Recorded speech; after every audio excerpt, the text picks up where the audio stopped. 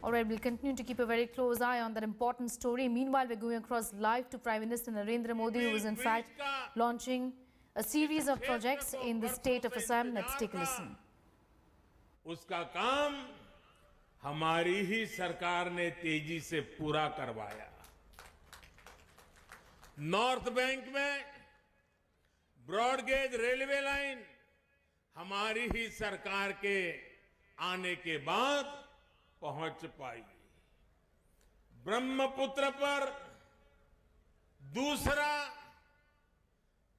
कलिया भूमरा ब्रिज यहां की कनेक्टिविटी को और ज्यादा बढ़ा देगा। इसे भी तेजी से पूरा किया जा रहा है। नॉर्थ बैंक में 4 लेन के नेशनल हाईवे का काम भी तेजी से चल रहा है। पिछले हफ्ते ही महाबाहु ब्रह्मपुत्र से यहां जलमार्ग कनेक्टिविटी को लेकर नए कार्यों की शुरुआत हुई है। बोगाई गांव के जोगीधोपा में एक बड़े टर्मिनल और लॉजिस्टिक पार्क पर काम भी शुरू हो चुका है। साथियों, इसी कड़ी में आज असम को 3000 करोड़ से ज्यादा के एनर्जी और एजुकेशन इंफ्रास्ट्रक्चर प्रोजेक्ट का एक नया उपहार मिला रहा है। धेमाजी और सुवालकुची में इंजीनियरिंग कॉलेज हो, बोगईगांव की रिफाइनरी के विस्तार का काम हो, डिब्रूगढ़ में सैकड़े टैंक फार्म हो, या फिर तिनसुकिया में गैस कंप्रेसर स्टेशन, ये प्रोजेक्ट ऊर्जा और शिक्षा के हब के रूप में इस क्षेत्र की पहचान को सशक्त करेंगे। ये प्रोजेक्ट असम के साथ ही मजबूत हुए, तेज गति से मजबूत होते पूर्वी भारत के भी प्रतीक है। साथियों, आत्मनिर्भर बनते भारत के लिए लगातार अपने सामर्थ्य, अपनी क्षमताओं में वृद्धि करना ये अत्यंत आवश्यक है। बीते वर्षों में हमने भारत में ही रिफाइनिंग और इमरजेंसी के लिए ऑयल स्टोरेज कैपेसिटी को काफी ज्यादा बढ़ाया है। बोगाईगांव रिफाइनरी में भी रिफाइनिंग कैपेसिटी बढ़ाई गई है। आज जिस गैस यूनिट का लोकार्पण किया गया है, वो यहां एलपीजी उत्पादन की क्षमता को बढ़ाने वाला है। इन सारे प्रोजेक्ट से असम और नॉर्थ ईस्ट में लोगों का जीवन आसान होगा और युवाओं के लिए रोजगार के अवसर भी बढ़ेंगे। भाइयों और बहनों, जब किसी व्यक्ति उसकी मूलभूत सुविधाएं मिलती है तो उसका आत्मविश्वास बहुत बढ़ जाता है।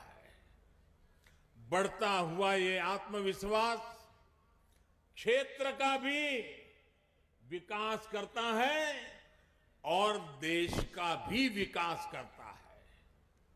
आज हमारी सरकार उन लोगों, उन क्षेत्रों तक पहुंचने का प्रयास कर रही है जहां पहले सुविधाएं नहीं पहुंची थी। अब व्यवस्था ने उनको सुविधा देने पर बल दिया है। पहले लोगों ने सब कुछ उनके नसीब पर छोड़ दिया था। आप सोचिए, 2014 से पहले तक देश के हर 100 परिवारों में से सिर्फ 50-55 परिवारों के, यानी करीब करीब आधे घरों में ही एलपीजी गैस कनेक्शन था।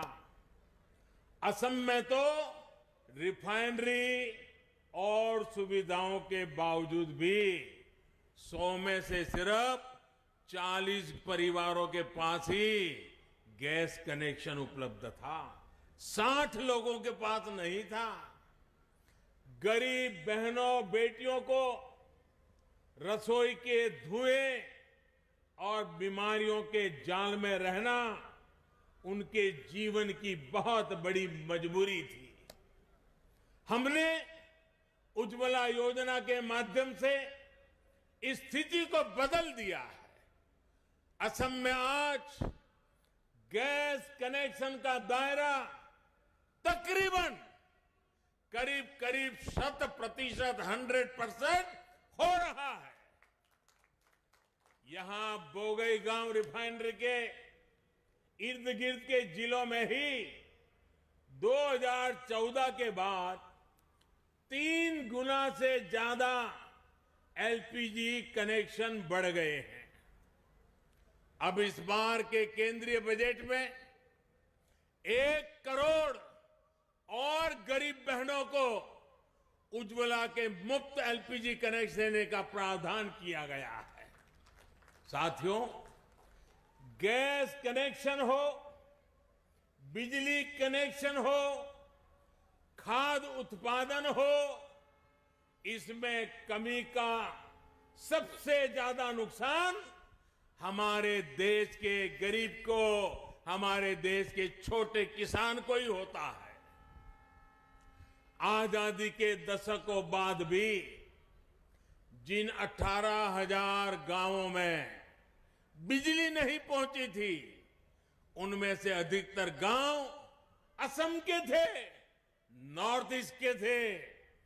पूर्वी भारत के अनेक फर्टिलाइजर कारखाने गैस के अभाव में या तो बंद हो गए या फिर बीमार घोषित कर दिए गए। भुगतना किसको पड़ा? यहां के गरीब को, यहां के मध्यम वर्ग को, यहां के नौजवान को।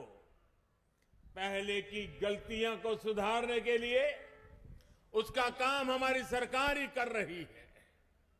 आज प्रधानमंत्री ऊर्जा गंगा योजना के तहत पूर्वी भारत को दुनिया की बड़ी गैस पाइपलाइन में से एक के जरिए जोड़ा जा रहा है। नीति सही हो, नीयत साफ हो तो नीयत भी बदल जाती है, नियति भी बदल।